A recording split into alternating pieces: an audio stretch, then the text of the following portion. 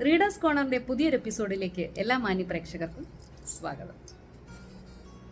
ചൊട്ടയിലെ ശീലം ചുടല വരെ എന്ന് പഴമക്കാർ പറയാറുണ്ട്. ശീലങ്ങൾക്ക് അഥവാ ഹാബിറ്റ്സിന് നമ്മുടെ ജീവിതത്തിൽ അത്രയധികം പ്രാധാന്യമുണ്ട്.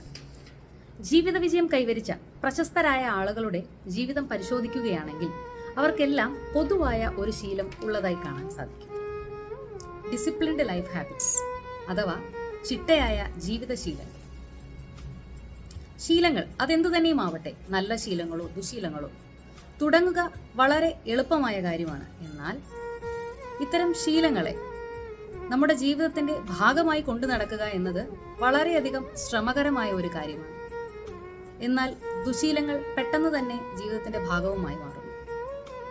ദുശീലങ്ങളെ ഒഴിവാക്കുവാനും അതേസമയം നല്ല ശീലങ്ങളെ ജീവിതത്തിന്റെ ഭാഗമാക്കുവാനും എന്തെങ്കിലും പോംവഴിയുണ്ടോ? അതിന് ഒരു എളുപ്പമാർഗമുണ്ടോ? അത്തരം ഒരു മാർഗവുമായാണ് ഇന്ന് ഞാൻ നിങ്ങളുടെ മുൻപിലെത്തിയിരിക്കുന്നത്. ജെയിംസ് ക്ലിയർ രചിച്ച ആറ്റോമിക് ഹാബിറ്റ്സ് എന്ന് പറയുന്ന പുസ്തകത്തെ പറ്റിയാണ് ഞാൻ സംസാരിക്കുന്നത്. ഇതാണ് പുസ്തകം. ഈ പുസ്തകത്തിന്റെ ആമുഖമായി എഴുത്തുകാരൻ പറയുന്നത് ഇങ്ങനെയാണ്: ടൈനി ചേഞ്ചസ്, റിമാർക്കബിൾ റിസൾട്ട്സ്. ചെറിയ ചെറിയ മാറ്റങ്ങൾക്ക് വലിയ വലിയ വ്യത്യാസങ്ങൾ ജീവിതത്തിൽ കൊണ്ടുവരാൻ സാധിക്കും.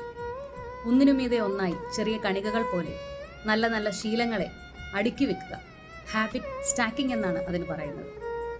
അങ്ങനെ ശീലങ്ങളെ ജീവിതശൈലിയുടെ ഭാഗമാക്കി മാറ്റുക.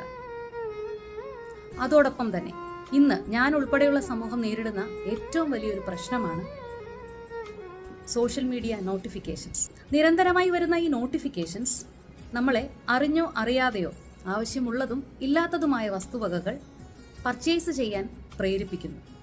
അവയെ പലപ്പോഴും നമുക്ക് നിയന്ത്രിക്കാൻ സാധിക്കാതെ വരുന്നു. ഡിഡോററ്റ് ഇഫക്റ്റ് എന്നാണ് ഇതിന് പറയുന്നത്.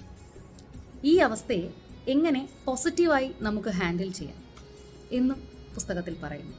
ഇങ്ങനെ ഒത്തിരിയധികം ജീവിതത്തെ മെച്ചപ്പെടുത്താനുള്ള മാർഗങ്ങളുമായാണ് ജെയിംസ് ക്ലിയർ ഈ പുസ്തകം പ്രേക്ഷകർക്ക് മുൻപിൽ സമർപ്പിക്കുന്നത്. ജീവിതത്തിലുടനീളം നമുക്കൊരു അസറ്റായി കൊണ്ടു നടക്കാൻ സാധിക്കുന്ന ഒരു പുസ്തകമാണിത്.